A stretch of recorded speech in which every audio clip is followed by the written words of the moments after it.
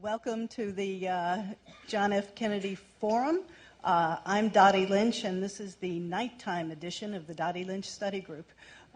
We usually meet right around the corner in the conference room, but somehow the walls got a little bit close for this crowd, and we did it without even having snacks. I don't quite understand that. We're known for our snacks at the Dottie Lynch Study Group. I want to welcome all of you tonight, and I have just stepped down as a senior political editor for CBS News, where for the last 20 years I've worked with our guest tonight on I've counted this today, 5 presidential elections, 10 midterm elections, 18 presidential and vice presidential debates, 10 national conventions, and more New Hampshire primaries and Iowa caucuses than anyone wants to remember. March 9th is a very significant date at CBS News. It was March 9th in 1954 that Edward R. Murrow's See It Now had their investigation of Senator Joseph McCarthy. March 9th in 1981 that Dan Rather took over the anchor chair from Walter Cronkite. March 9th, a year ago, that Dan stepped down as anchor and went to 60 Minutes as a correspondent. But this March 9th, 2006, may be the biggest. Thanks to the Institute of Politics and the Shorenstein Center, Dan is here to talk to all of us and answer our questions. So I will now turn it over to Alex Jones, the director of the Shorenstein Center, and to all of you. Thank you.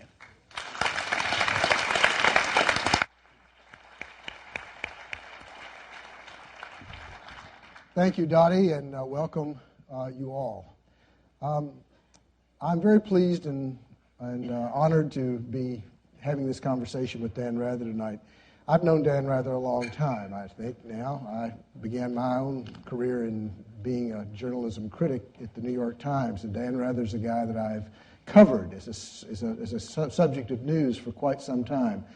And I feel that I've come to know some core things about him. He's a man that I think operates from a deep sense of pride, something that I have come to recognize as a real lever for doing the kind of thing that he does and being the kind of man he is. He has, because of that pride, I think to a certain extent, been more willing than any other of the prominent television news anchors to speak his mind. And he has spoken his mind sometimes in an anguished voice, sometimes in an angry voice.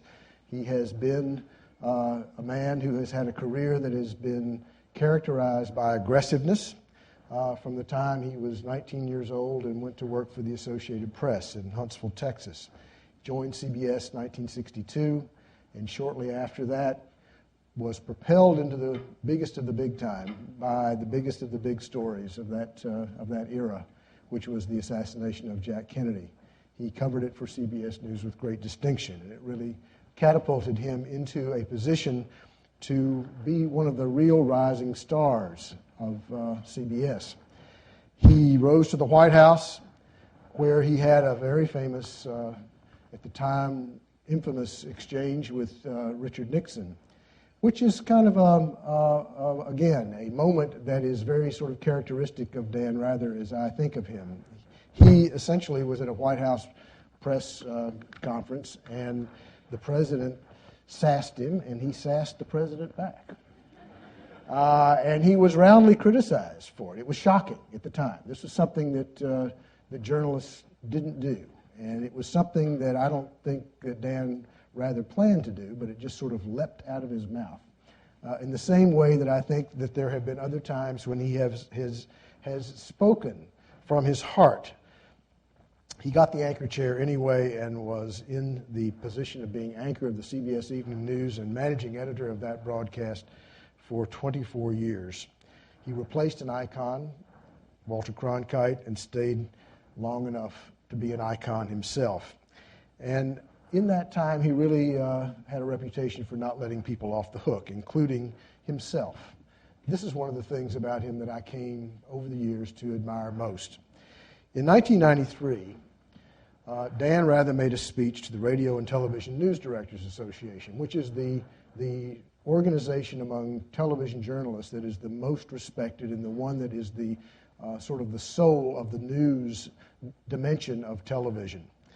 It was a tribute to Edward R. Murrow that he made. Some of you, I'm sure those of you in this room, most of you, must have seen Good Night and Good Luck, which opens with a speech that Edward R. Murrow made to this same organization, had made 35 years before. And Dan Rather made his own speech.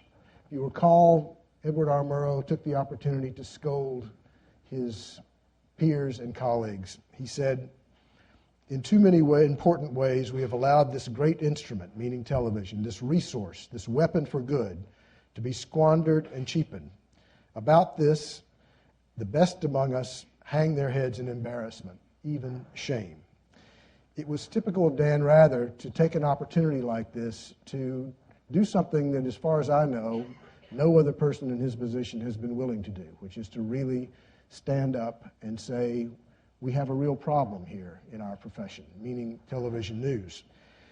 He did that, and rather typical of him, when he left the anchor chair, he also left with a bang and not a whimper.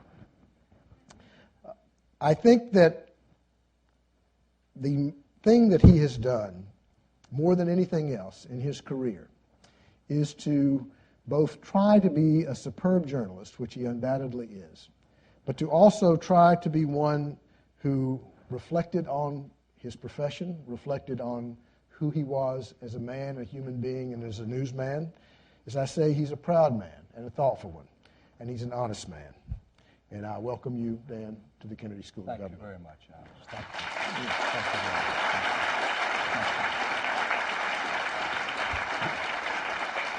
very much.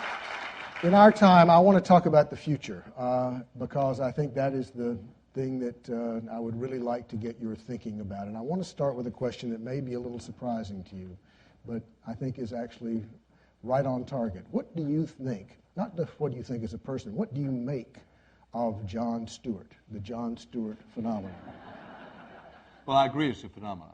I like Jon Stewart. I like his program. I don't know Jon Stewart particularly well. I have met him and I've been around him, but I don't have had my part here that he and I don't have dinner 3 times a month or anything. But I like him. I like the program. Satire, at which he is expert and brilliant, he and his staff, I think is particularly valuable in a country such as ours, a constitutional republic based on the principles of freedom, independence, and democracy. Satire can be telling in a way, particularly telling, I think, with younger people, but I don't want to confine it to that, but in a way that journalism can't, or even authors of books can't. It's another dimension to the American experience, and I think quite a valuable one. I respect and admire Jon Stewart for constantly, or at least regularly, emphasizing, this is not a news program. He doesn't design it to be a news program. He doesn't consider himself a journalist.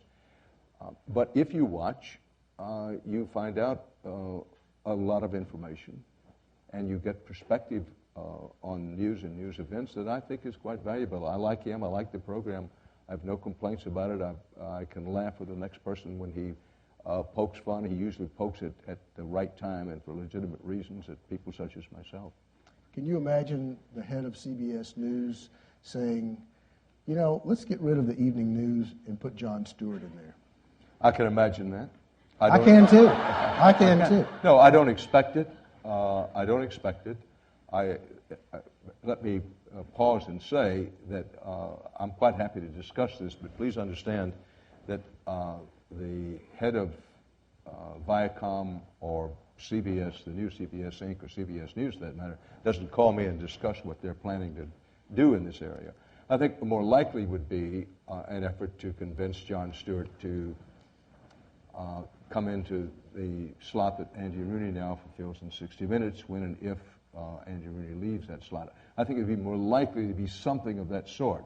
Please don't walk out and say Dan Rather predicts Jon Stewart is going to do this. Something of that kind. Or to come on the evening news, or come on the evening news for once or twice a week. I think it'd be more likely. But can I imagine that happening? Yes, because if we're going to talk about the future of the media, and particularly as applied to television, but it isn't only television. I think it's widely understood, but on the off chance anybody doesn't understand it or hasn't thought about it lately, demographics rule.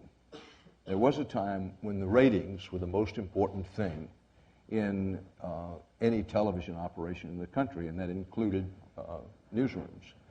From roughly 1976 or 77 forward, ratings became the kind of shrine, the god at which everybody in television worshipped, including news. Now, that's been replaced now with demographics. So understand, if you don't, that you can have very good ratings in television and television news today. And let me just talk about news. You can have very good ratings for a television news program, but if you don't have a high demographic figure, the program can be taken off the air. So let's just use your fantasy situation, that the lead network evening news program, the one that gets the best rating. Right now, the NBC Nightly News gets the best rating. So let's say the NBC Nightly News continued to do quite well with the rating, but the demographic kept going down. Or up, as the case may be. Or up, as the case may be. That is, it kept getting an older audience. One could imagine a network executive saying, listen, we're losing money in this time period, much in the same way that Ed Murrow's landmark See It Now series.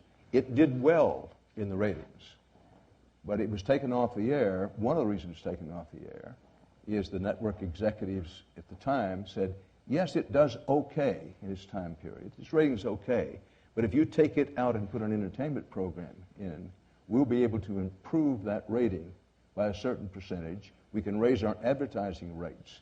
And that's part of what took Murrow's great See It Now down.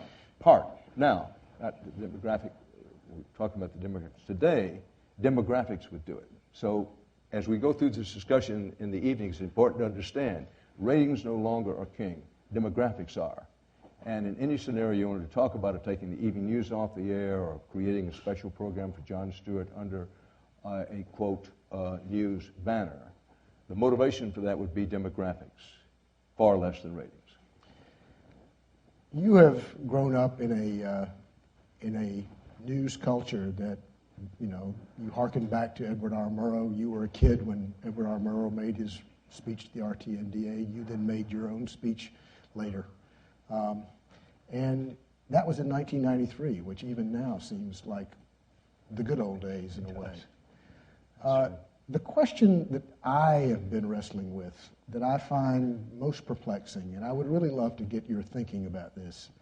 If the demographics, as you say, are going to rule, essentially what you mean by that is the market is going to rule. The market is going to decide how much and what kind of news we get. And if the market rules that there is not a good enough audience, if the young demographics do not support a news operation that is a serious one for the kind of accountability news, political news, the kind of news that a lot of people apparently find boring, what's going to happen to our democracy? I mean, one of the things you talked about in this, when you were making your speech in 1993, you said private profit from television is fine, but there should be a responsibility to news and public service that goes with it.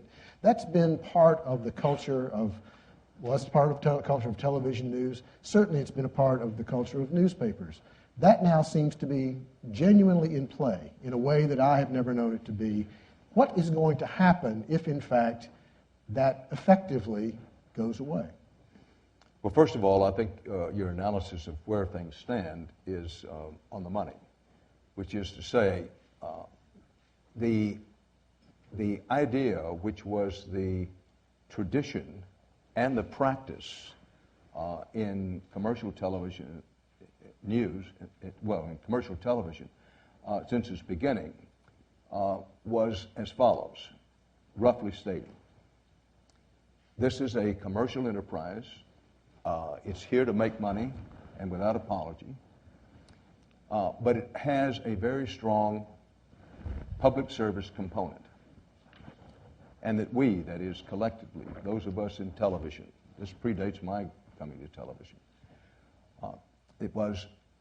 we agree that we have the responsibility of a public trust. Now, we hold these airways by license.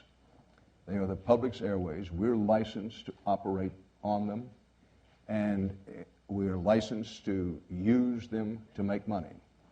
But side by side, not equal to that, but running with that, it was a compact, if you will, that we will engage in public service. Now, here we are no longer in the very early stages of the 21st century, in 2006. The whole idea of any obligation to public service is, as you say in your phrase, in play. We are walking moment to moment on the razor's edge of danger, those of us who believe that a public journal is a public trust.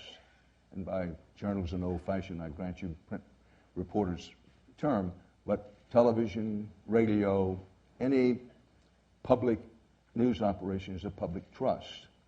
That's gone badly out of fashion and is in danger of disappearing, in my opinion. Please understand it's just my opinion, clear label, going out.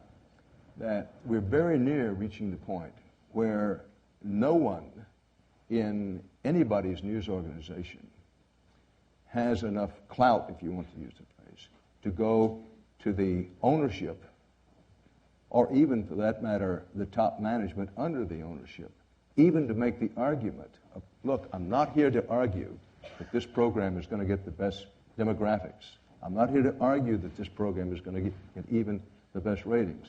I'm here to argue with you that it's a public service to do this program. I myself do not consider an overstatement to say that that's becoming increasingly infrequent, I won't say rare, that anybody will even make that argument. Indeed, what's fairly common now in a newsroom to say things such as, you know, we should pursue this story, that we have an idea that if we dig into this, that this can be, if you will, a classic investigative report. Another voice will say, you must be dreaming if you think we can do that. You say, well, why would I be dreaming? This is what journalism is set to do. This is why I got in the craft. This is why you got in the craft. Yeah, but come on, Dan. You know, or Tom, or Peter, or Joe, wherever. Not confined to CBS. In many ways, I think CBS is better than some, but that's another subject for another time, maybe. But here's the point. You don't understand. If we start digging into that, the corporate entity has so many legislative and regulatory needs in Washington or in the state capitol, or for that matter at the courthouse, depending on what level you are, that we can't go down that road. Now, what's new, and this is the point, Alex, and I think what you were driving at, this is fairly new to have these discussions at the newsroom level. In the Ed Murrow time, we're talking 1950, mid-1950s, somebody above, or Ed Murrow would have these discussions. If you saw Good Night and Good Luck, you know that as fearless as Ed Murrow was, and he deserves all the accolades ever. There's never been another electronic journalist like him. He was the founding father of electronic journalism as we know it. And he had a very special relationship with Bill Paley, who owned the whole company. At that time, it was not a public company. It wasn't a shareholder thing. Paley owned the whole thing. That even with that, Bill Paley didn't want to do it. He would just as soon Murrow not engage McCarthy in any way. Didn't want him to do it, tried to talk him out of it. But, and this is the critical thing I hope you got, that in the end, he did it. Paley supported the program. He supported the program after it was on the air and supported Murrow. What is it? Took two. It took the courageous journalists, the likes of which have never been before or since. It took the courageous journalists, but it also took the owner to make that happen. Now, question, where in the media today will you have that combination? I leave it up to you to try to answer that, but I think this is right on point. The whole idea of a public journal being a public trust and having a responsibility to the public trust as well as to making money. The idea that you can do well while doing good is in danger of going out of fashion pretty quickly. I think that the corporations that own television, news, television companies, newspaper companies, and so forth are headed in a direction that is very much like you're describing. And then the next question is, if that's going to happen, there is going to be, presumably, some kind of a reaction that says, you're not satisfying something that we feel like we need, and therefore something else will spring up to accommodate that, or something else will happen. And that something else will be that we'll go back to a form of journalism that you could compare to the way it was in the early part of the 19th century, in which everybody had a kind of, a general sense of what was going on based on opinion, based on people expressing opinion, based on things that are fundamentally about attitude and subjectivity rather than the kind of objective reporting that became the sort of the model for American journalistic practice. What I see going away is that kind of reporting because it's expensive. What I don't see going away is opinion and a sort of atmosphere that seems like news and seems rich with news, but in fact is rich with opinion and talk. Now, do you think that there is going to be an economic model that will either compel the television networks to get serious about news again, or will replace them because they have not done their duty? Or do you see us going in this other direction or something else? Well, first of all, I never answered your original question, which was where does democracy go? Yes. Well, this is about democracy. And now you're taking it in that direction. The candid and honest answer is I don't know. Here are my thoughts. I'm an optimist by nature and by experience. I continue to believe that there is a market for real news, not virtual news, what you described it. 3 people shouting their opinions in a room is not, to me, a news broadcast. It's frequently described as a news broadcast. Now, I don't say it's without value. I just say it's not my definition of a news broadcast. But I think there is, and there will continue to be, a market for serious news that the presenters don't take themselves seriously, serious news, including an emphasis on international news, which is something I'm deeply worried about right now, and I think everybody should be worried about it, because what I would consider to be responsible, serious international news coverage is shrinking, not expanding at the very time when we need it the most. But I believe in the marketplace. My belief has been shaken somewhat in recent years by what other people say to me are the realities of the marketplace. But based on my experience, I think there's going to be a place for real news, serious news. Somebody is going to do it reasonably well, and they're going to make money at it at the same time that they're meeting a responsibility to the public trust. Now, you say, well, where is that going to happen? I don't know. I hoped for a long time that it would happen at CBS, and I still believe it could happen at CBS, and I hope it does. If not at CBS, I still think there's a chance it'll happen at one of the big 3, or if you prefer to call it the big 5 networks, a possibility to happen. It's just, my core belief is it isn't over. It's in danger. And what you describe indeed could happen, that the whole idea of doing serious newscasts to a mass audience in the country is finished or soon will be. But I don't think so.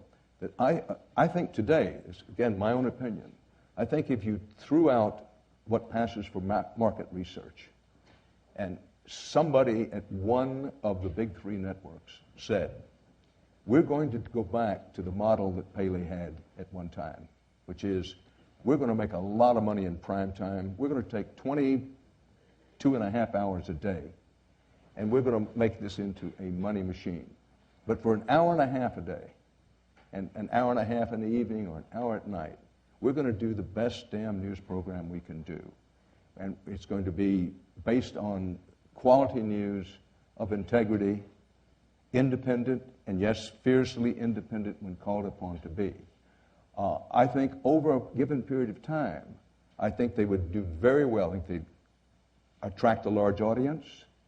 I think they could get the demographic that they want. I'm not saying it would win its time period. I'm not saying it would have the best demographic in the time period, but it would be an economically viable program. What's lacking is the will to try it, that the belief that it will succeed. If you talk this way in the corridors of any network I know of today, you run the risk of them calling for the man with the straitjacket or the butterfly net. Because, listen, rather is yesterday's man. If you believe that, you believe lobsters fly. It's just not going to happen. But that's my belief. You say, where is it going? It's both my hope and belief that somebody is going to say what I just said and try it, and it's going to work.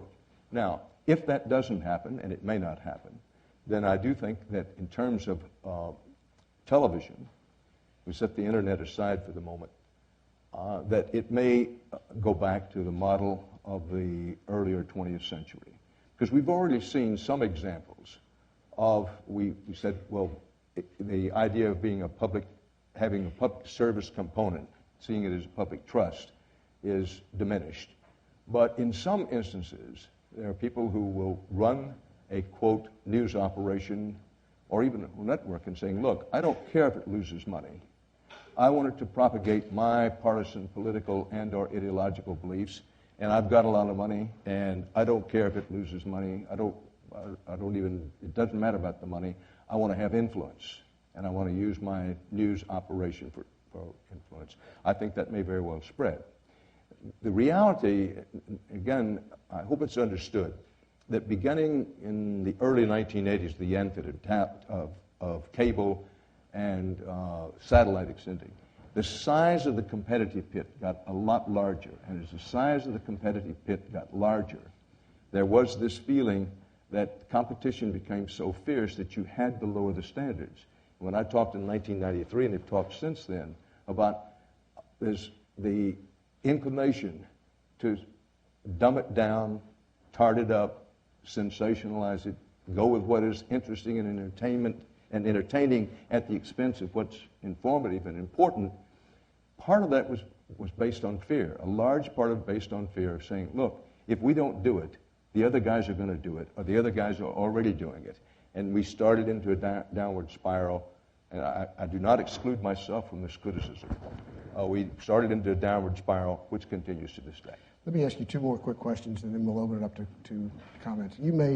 After you made that speech, a very brave speech, I thought, in 1993, you came back a few years later and said that you had been struck by something that had not been heard by the people there as much, and that you felt, and that was that there was still a residual high amount of idealism in television news. You were talking to the people who run news television in that audience. Those are the people who, on the corridors of power today, my sense is would say, are you out of your mind? What are they thinking these days? What are those people thinking? Is that idealism gone? No, but they forced it down so deep. Again, not they, we have forced it down so deep. I am struck today, and I hope it's well known, I think it's well known, that I've spent most of my adult career at CBS News. I love CBS News. I love the people there. And one reason is that there's such a high level of idealism. It's something you feel. You can't work there and not feel it.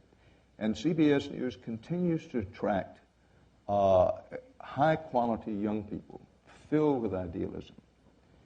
You say, well, if they're filled with idealism and CBS has had this tradition over the years, what happens to it?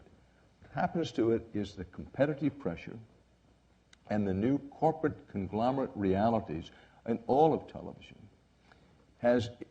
It's a version of, I have this idealism, and I want to act on the basis of this idealism, but that's not the way things work anymore. Somebody would say, well, if you act on your idealism, we're going to get the demographics. And take any program you want. I know of only one possible exception, is the program starts out to be a hard news broadcast, and we're going to do investigative reports. We're going to do exposés. We're going to do great international reporting. Two things begin to happen. One, the budget begins to contract, which makes the overseas reporting more difficult. And the other is saying, our demographics are not there. So instead of doing an investigative report, instead of doing something from Sudan or Chad, let's do a B-list actor or actress. Because, I read in the paper that younger people like this actress, and if we put her on, and we're only talking about doing it, one of our segments or once a week or what have you. That what happens to the idealism is it gets crunched from above and from the sides. From above of the belief, and we haven't discussed this, that the people who own the media entities don't have an interest in public service. I don't know whether they do or not, because they operate up above the tree line, what I call up with the Dalai Lamas, if you will. And in Paley and Murrow's time, Paley talked to Murrow. Paley knew what was going on in the news division. The news division felt connected. Now, the space between the leadership and the led is so great, and perhaps this is the fault of, at least to some degree, those of us who are in news not making a big enough effort to talk to the ownership and the main leadership of these news entities and try to talk to them about idealism. For all I know, they're every bit as idealistic as I am. But now, in answer to your question, what happens to the idealism? The idealism falls prey to the pressures of the marketplace and prey to the fear that if you try to talk idealistically, try to operate idealistically, try to do programs and segments and reports based on your idealism, that you will get tagged as somebody who doesn't understand the modern realities. Now, please know that, again, I italicize, these are my opinions. I understand. And they're not necessarily widely shared. Well, you're in a room with a lot of idealism right now. A lot of these young people, some of them may want to be journalists, some of them may want to be television journalists. Before we open it to questions, I want to give you a chance to speak to them. Well, I wish I had something wise and truly profound to say to you. While I very much appreciate both what my old friend and in many ways mentor Dottie Lynch said in the beginning and what Alex said in the beginning, understand I'm a reporter who got lucky. I can be dumb as a brick wall about a lot of things, and that's been well demonstrated over the years, but I'm at least smart enough to know how lucky and blessed I've been. And I'm not a particularly wise person. I'd like to think I'm at least a reasonably experienced journalist. If you want to be a journalist, two things right quick, and because they're free, they're probably not worth anything. One is writing is the bedrock of the craft. If you aspire to be a journalist, you have to dedicate yourself to a lifetime of being the best writer you can be and continually improve your writing.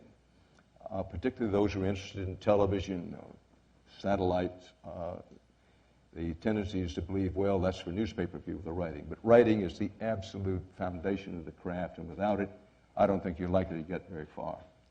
The second thing, to do journalism, which can be a great career, a great life's work, you must burn with a hot, hard flame to do it. There are crafts, professions, businesses one can get into in which you can have a very clear separation between your professional life and your personal life and your other interests in life. There are any number of things you can get into where you can expect, at least reasonably expect, to go to work at 9 o'clock in the morning, come home at 5 o'clock in the afternoon, and have Saturdays and Sundays off. That is not journalism. To do journalism, I don't like to use the word addicted, but you must love the news, and you must love it with that white, hard flame that just dictates to you constant perseverance. If you don't have that, or if you say to yourself, I don't have it, and I don't think I could ever develop it, then journalism probably is not for you. If you'll indulge me before we get to the questions, I want to set the record straight about a couple of things.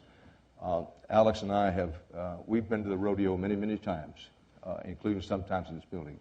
But one, I never have sassed any president, including President Richard Nixon. What I said to President Nixon when he said, are you running something? I said, no, sir, Mr. President, or you. That's not a sass. Well, Number I guess two. it there's the eye of the beholder. I Because tried he to- said, Mr. Rather, are you running for president? That was sassy, wouldn't you say? No, he'd have to answer for his. I'm only answering for mine. It is true I tried to stand my ground. Number two, I'm not an icon of journalism or anything else. It's important to me you understand that, again, I can be arrogant and conceited. Television, including television used in many ways, is a terribly egocentric environment. And I've fallen prey to it as well as other people. But, iconic status should be reserved for and is reserved for people who of real accomplishment. And I just don't want anybody to think that while it's always nice to hear such things said of you, I don't want you to think that I believe them. I'm too good a reporter to believe that. So You believe thank what you very want. much. Thank you. I'm going to open it to questions. There are microphones here, there. If you would, please just identify yourself. Keep your questions short, and we'll try to get as many of you on as we can. Yes, We'll sir. try to keep the answers short. Hi, I'm Josh Frydenberg. I'm a student here at the Kennedy School. I want to ask you about self-censorship. About? Self-censorship. Self-censorship. Do you think that the Danish editor who published the recent cartoons about the Prophet Muhammad did the right thing, or did he breach the public's trust? It's a judgment call that I think he did the right thing. It might not have been the right thing for everybody everywhere. You started, I asked you to repeat, self-censorship. Self-censorship is a problem in journalism.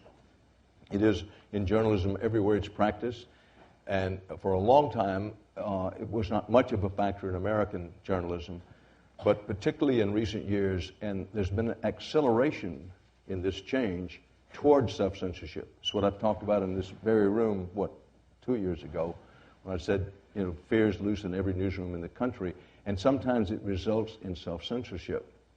Now, it's my understanding that he thought through what he was doing, made a judgment, and got comfortable with his own conscience about it. So, did he do the right thing?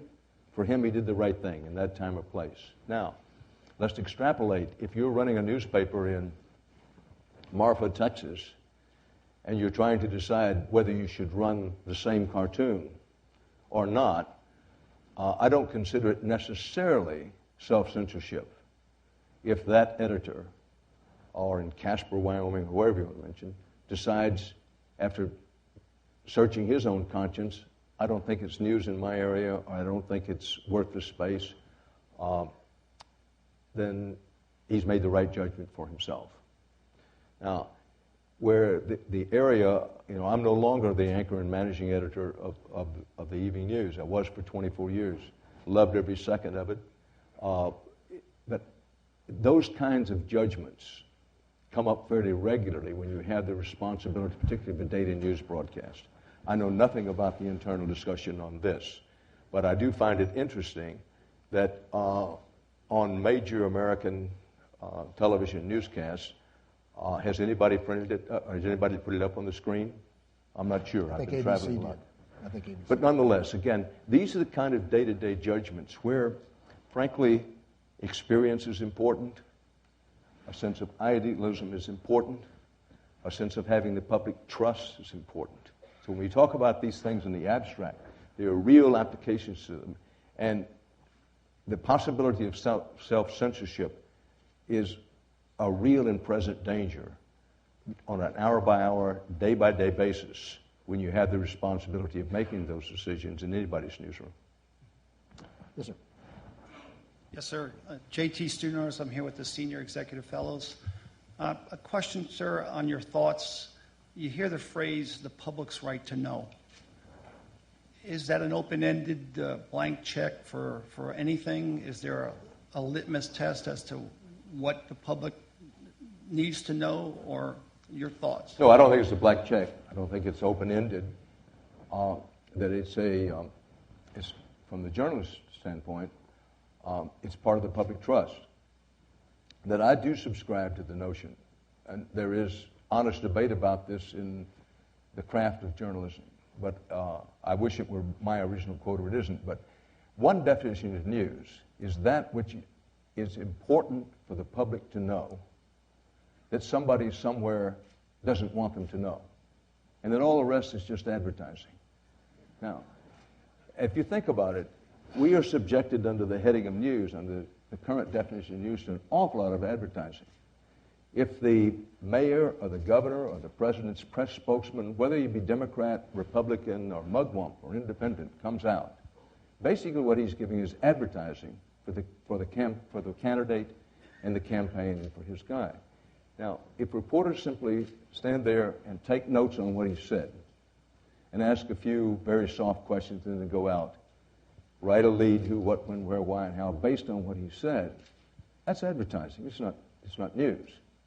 If the reporter is spending his time, if he then goes to the telephone and calls 15 people and say, this is what the Democratic mayor just said, or what the Republican governor just said, what the hell's really going on in there? He makes 15 phone calls and finds out something. That's reporting. Now, with the public's right to know, it is the great American journalistic tradition that the public has a right to know, and that any journalist worthy of the name sees himself as someone who ought to be out every day knocking on doors saying, what the hell's going on in there? Or making telephone calls and saying, what's really going on in there?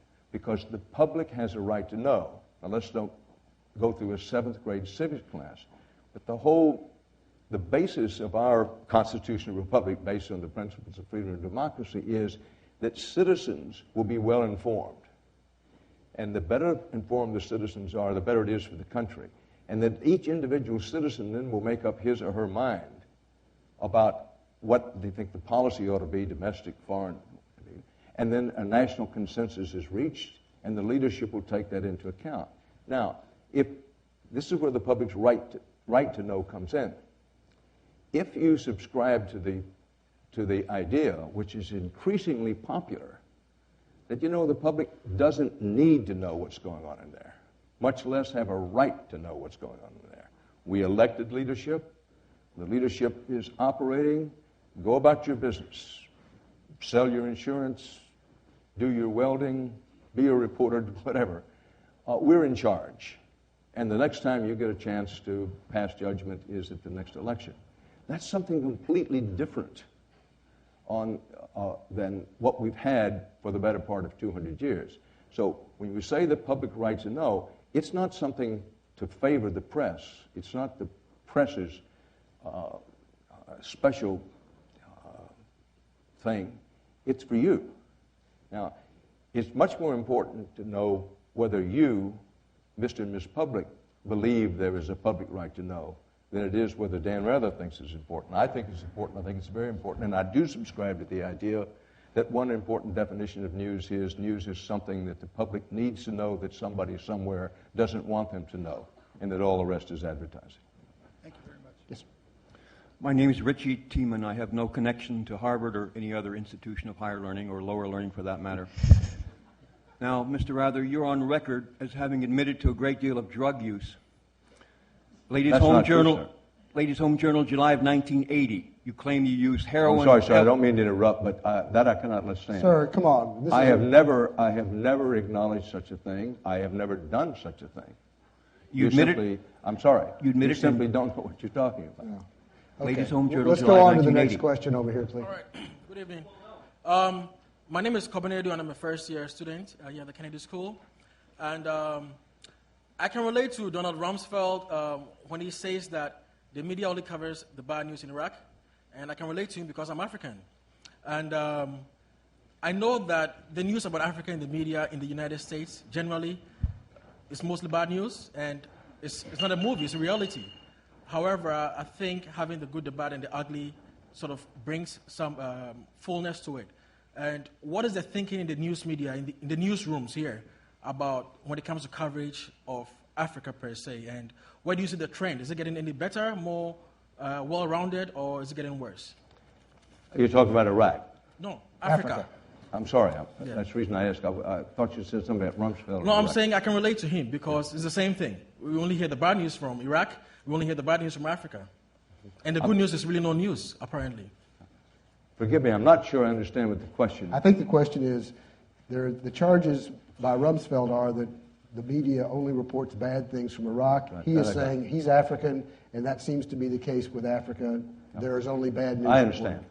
Forgive me, my hearing is not always what it should be, so the fault is mine and not yours. That's right. I think there's something to this argument, that it is always a difficult line to walk, again, if you're in charge of a newsroom or if you're the editor or executive producer of something such as the Evening News or 60 Minutes or a newspaper. And again, this gets down to the definition of news, that let's just take some suburban neighborhood. If you're running the suburban neighborhood newspaper and you run a story that says, nearly everybody in our neighborhood gets up in the morning, puts their clothes on, goes to work, pays their taxes, come back home, watch television. Is that a news story?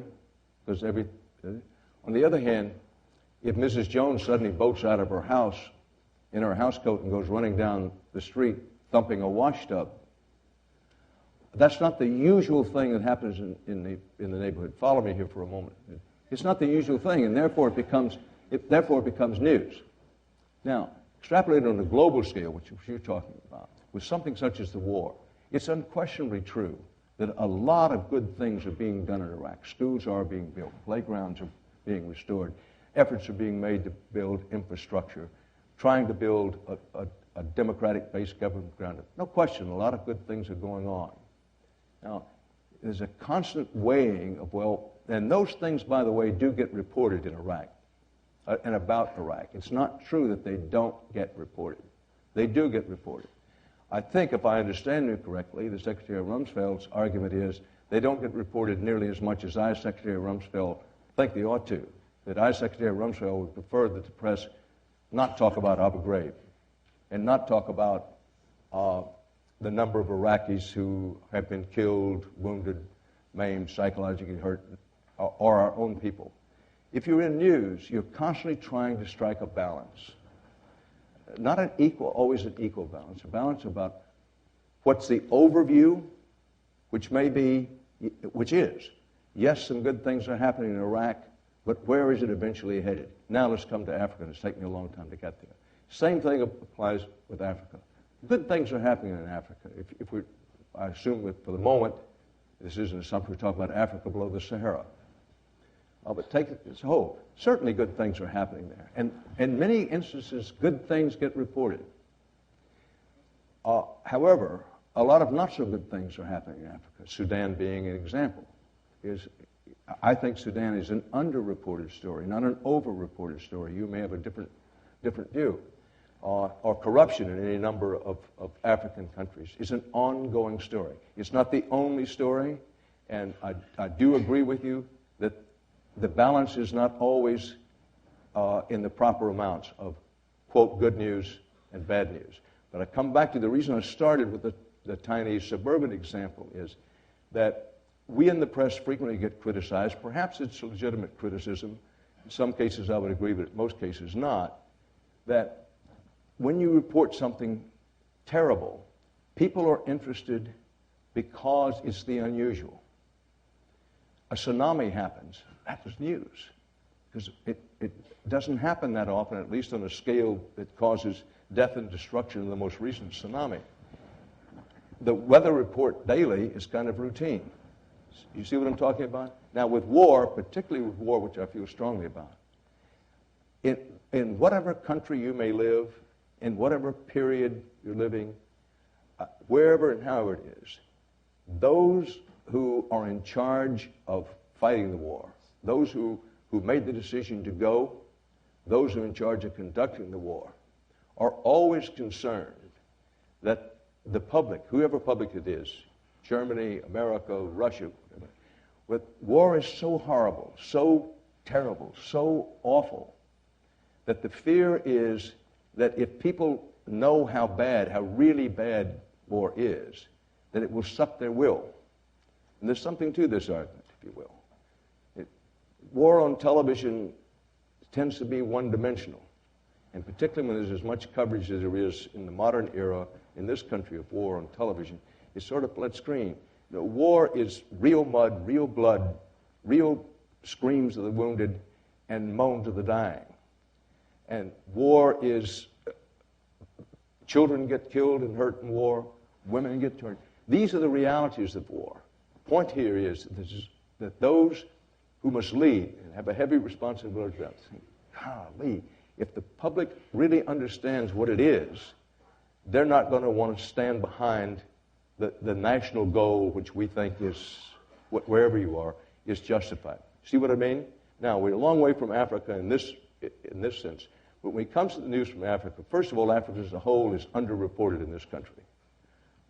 There's only so much news space. What I referred to before, the contraction of international coverage has cost perhaps coverage of Africa more than any other continent. That when South Africa, when apartheid was on the verge of falling apart, was a big African story. Once it passed, African news as a whole began to fade off of most pages. There are exceptions to this, and I think they should be given credit. Newspapers such as the New York Times, the Washington Post, and to a degree the Los Angeles Times, some better newspapers do make an effort to at least run some news from Africa. But by and large, in American newspapers, news from Africa, the news hold has shrunk dramatically in just the last few years. Yes, ma'am. Good evening, Mr. Rather. My name is Jenny Leland, and I am a high school junior from Newton, Massachusetts. My question is it actually possible to avoid sensationalizing the news, or do the pressures of modern entertainment prevent this? Is it possible to Avoid sensationalizing, or are the market pressures too great? I think the market pressures are too great. I want to give you a direct answer, or at least once.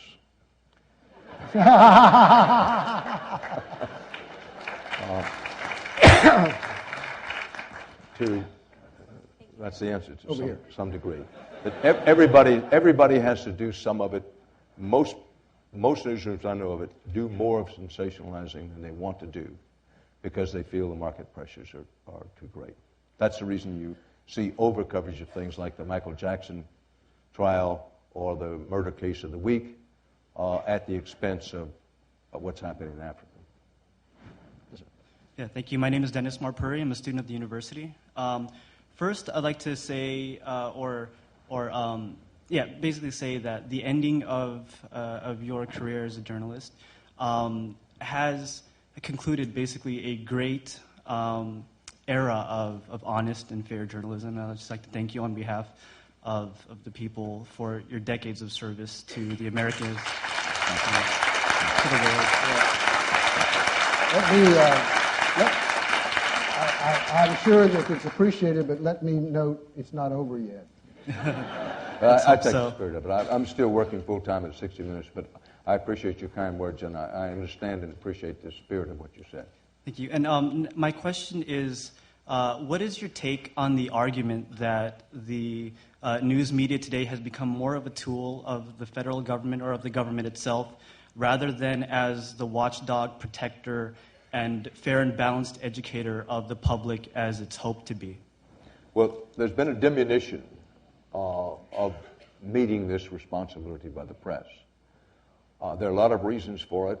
Those of us in the press, including myself, have a lot to answer for in that regard. But so do you. That is to say, you and you and you and you in the audience. Because support for the role of the press as a watchdog, which is one of the most important roles the press has. It's not the only role, but a very important role, which the founding fathers of the country understood very well. Although many of them, including Thomas Jefferson, were far from fond of the press. They understood the need for the watchdog role. But public support for the watchdog role has eroded in my time as a journalist. And again, I think there's been an acceleration of the eroding in recent years. And as public support for the watchdog role erodes, then you see less and less of it. There's been a good deal of talk, and I think there ought to be even more, about the timidity of the press. I have said myself, and I believe it, that the American press needs a spine transplant, that we've lost some of our backbone. And again, I do not accept myself from this kind of we've lost some of our backbone.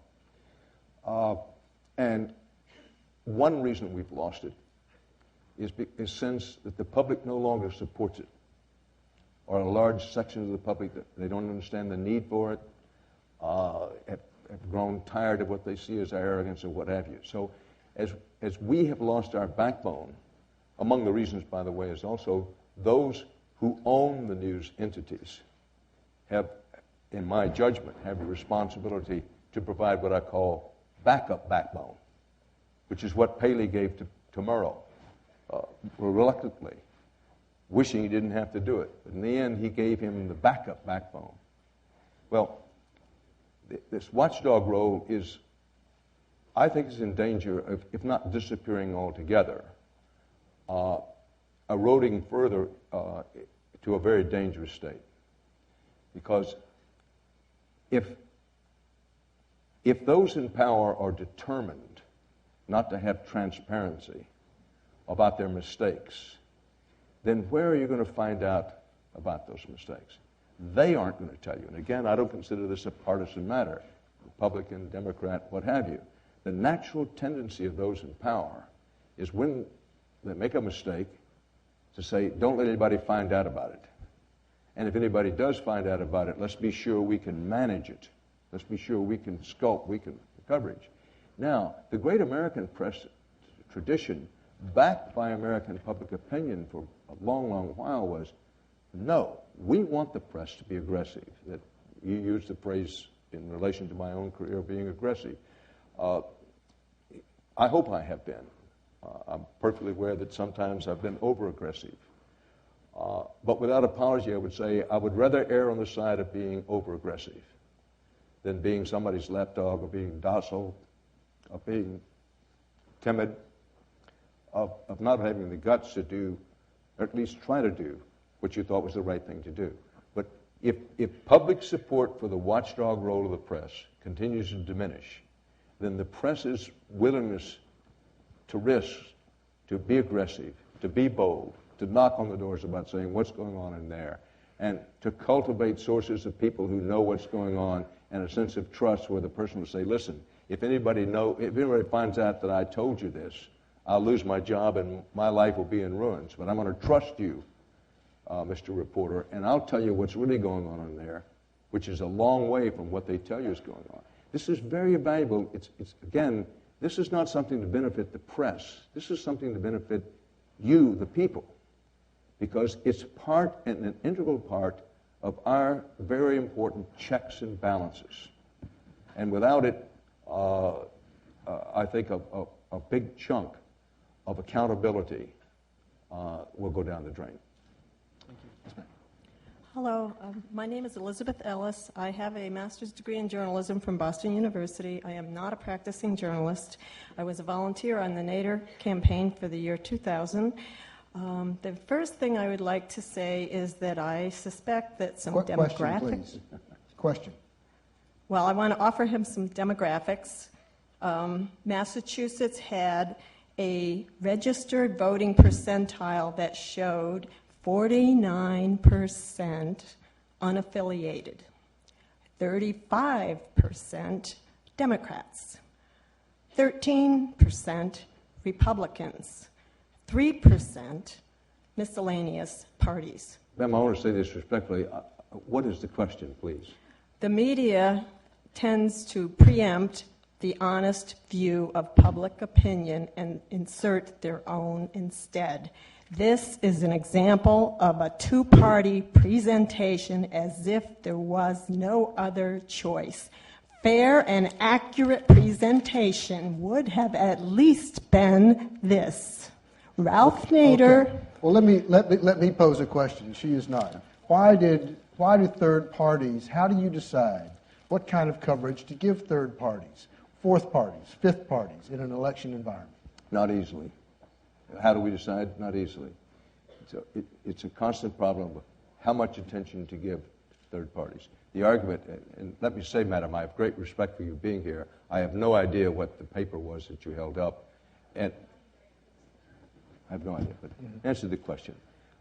What you try to do is you try to apportion your coverage consistent with what you think is important, where you think the interest is, and where you meet your responsibilities to the public trust. There's no slide rule that can tell you how much coverage to give to third parties, fourth parties, or fifth parties. What you depend on is the experience of your organization and your people to be fair, to weigh what's important and what's interesting, and to report it as best you can. Look, it's very important to understand that journalism is not an exact science, folks. This is, on its best days, it's kind of a crude art. And a lot of things are sort of fingertip feel about things. You make a judgment call. Listen, we got 15 minutes to airtime. Are we going to deal with the third party tonight or not? Or the independent party seems to be gaining a little, might go from 2% to 3%. Do you want to run it or not? You say, no, not tonight, maybe tomorrow night, or yes, go. But there are very few rules of the road, if you will, in this area. Yes, sir. My name is Joel Case. I'm a family physician from Maine and currently a part-time student at the School of Public Health. I know that you've stated that you don't look at yourself as an icon. However, I would suggest that I've grown up watching you and Peter Jennings and Tom Brokaw every night, and you have certainly helped to shape my worldview. So I would suggest that maybe you are somewhat of an icon. And I'm pretty much an optimistic person, so I think you've done a good job. Thanks. Thank you. Thank you. Thank you. How cognizant would you say you and your colleagues have been about that power of helping people transform their worldview? And just as important in thinking of my own young children, now that we have a new generation of journalists, how cognizant do you think they are of the power of this medium? Well, let me speak only for myself. I wouldn't presume to speak for others, although over the years, Tom and my late friend Peter got to know each other pretty well. Speaking only for myself, the answer is not very. How cognizant were we of the power? And to the degree that ever was cognizant of it, I was always afraid of it, which is to say I had some fear of beginning to think in terms of power. And I made a lot of mistakes, say too many of them over and over again. One mistake I tried not to make was to take myself seriously and think in terms of power. I did take the news seriously. Without apology, I still do. I love the news. I take it seriously. I had no illusions about being on television. Part of that may be is because I didn't grow up dreaming of being on television. I didn't know what television was until sometime after World War II. So, and I didn't grow up aspiring to be a star or a celebrity or a well-known name. What I wanted to be was a reporter. And in my time and place, that meant being, at best, a big byline reporter for the Houston Chronicle or the Houston Post. So it was a different era, but I didn't grow up wanting to be on television and seeing it as sort of the rough equivalent of being in the movies, which it has become. So I do have empathy and some sympathy for those who followed on and have grown up in the television era. But back to your question of how cognizant were they of the power. As hard as you try, it's impossible not to understand that in some ways you can make a difference. And that's scary if you think about it very much, which was another reason I try not to think about it very much. But where I did, and again, forgive me if you must, that when there was a story where the powerful were taking advantage of the powerless, and I thought we could make a difference, I thought we had the power, if you will, to shine a light on it, to bring attention to it, and believing that if we brought it to the public's attention, there'd be a redress of it. In that, what I would consider to be narrow sense, I did think in terms of power. The power to change things for the better. is one of the things I think that when you reach a certain level in journalism, you become aware you might have it. But again, I come back to, I was always afraid of it, saying, well, golly, what I think what ought to be changed, that's my opinion. And this is a public trust, so I have to think in terms of the public. But an example would be the story we did on 60 Minutes last week or week before about the difference in what hospitals charge people who don't have insurance and what they charge insurance companies and the government for the same treatment, to the same hospital, the same distance. Now, the belief was, listen, if we shine a light on that, people are going to begin to think about it, and they'll make a judgment of whether that's right or not. I don't know whether I've answered your question fully, but it's the best I can do. Yes, sir. My name is Tom Herman, and I'm an alumnus of the Kennedy School.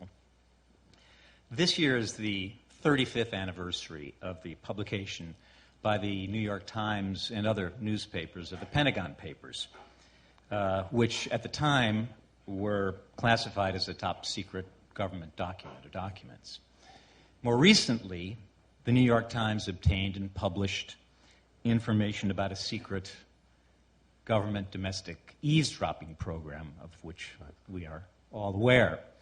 My question is when or under what circumstances is it appropriate for a news organization, in effect, to declassify secret government documents relating to a war in progress? I wish I could give you a hard and fast rule. I know of none.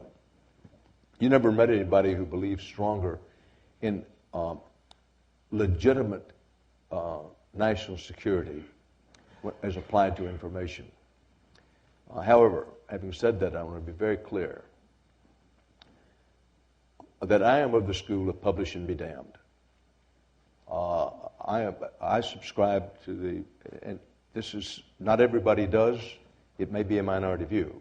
But again, I'm going to try to come straight at you. That's basically it. Now, we can spend the rest of the night talking about why I have that view, but among it is what we talked about before.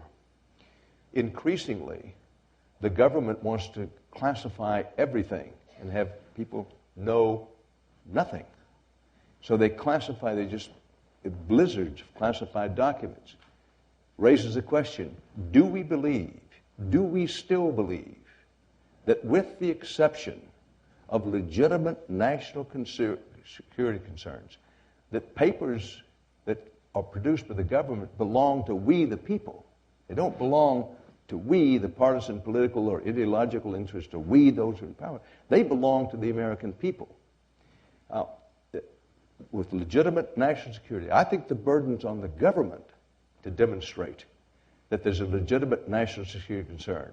The burden is not on the press to decide what is and what isn't. Now, another part of this, and I'll end this because we could spend quite a bit of time on it, that in many ways, I think it helps national security for the press, as I said before, to be knocking on doors, making telephone calls, what's going on in there, tell me what's really happening in there. Because if a New York Times reporter can find out what's happening, then it's hard to convince me that somebody's intelligence apparatus, Chinese, Russian, Israeli, name it, with all of their resources might be finding out. Frequently what happens is foreign governments know these things. The only people that don't know about it are the American people.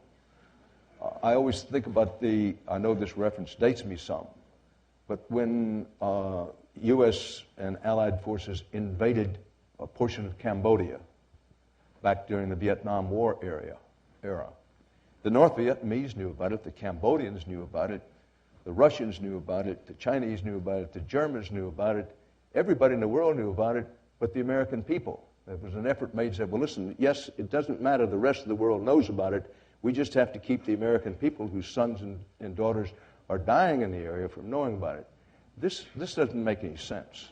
So that's where I stand on that. It is, I understand it's controversial, and perhaps it ought to be, but put me down in the school of reporters ought to be trying to find out what's going on, and the burden ought to be heavily on the government to demonstrate that there's a legitimate national security concern, that they shouldn't use it. And that argument, by the way, has carried the day in newsrooms when legitimate concerns have been expressed. I don't want to go into detail, but I myself have been receiving into telephone calls and would just say, listen, we know what you know, and we know that you're about to go with it.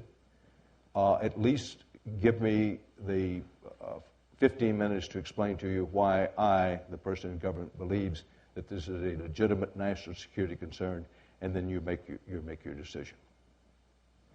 Final question over here. Good evening. My name is Karol Malik, and I'm a sophomore at the college. It seems to me that the ubiquity of 24-hour journalism, live feeds, and it provides evidence for a sort of general obsession with news as it occurs. Mr. Rather, do you think this is beneficial for the public? Do you think the public needs to know what is happening as it happens? Or does this detract from further reflection on the subject? Yes, I do. I think the public needs to know. Do they need to know everything all the time that's happening? Do they need to know everything that's happening on some obscure case? No, but again, put me down on this side. Let the public decide. Give them all the information you can give them. And, you know, there is an off switch on your clicker. And if it gets to be too much, all you got to do is click it off. Particularly in a society such as ours, I don't think there's such a thing as too much information. It may be for any given individual. I sometimes feel this way myself, as saying, golly, I ought to turn the news off and listen to the ball game because I just can't take any more incoming. But my answer is, yes, I do think it's in the public interest. One final question I want to ask you. Who do you want to see sitting in your chair when Bob Schieffer steps down? I don't have a preference. I'm sure that CBS News will make a good decision, and I intend to support it, whomever it is. You don't really have a thought? Someone who occurs to you might be good? Well, plenty of people occur to me, both inside and outside of CBS. We have some, you talk about idealism, experience, talent, brilliance. We have any number of people inside CBS News who, in my opinion, could step in any time and, given a short break-in period, could do it a hell of a lot better than I ever did it. And I recognize that's probably damning with faint praise. And there are a lot of people on the outside. Do I have names in my head of saying, well, I wonder if they thought about this one or that one? Of course. But I don't have a preference. I do love CBS News, and I hope they make a decision that the public will take to, that will help our ratings and our demographics, but most of all, that will help us maintain more than a half a century tradition of quality news of integrity and independence, fiercely so when necessary. Dan Rather, thank you very much. Thank you. Thank you. Thank you very much. Thank you. Thank you. Thank you very much. Thank you. Thank you. You know, I would love for you to be with us.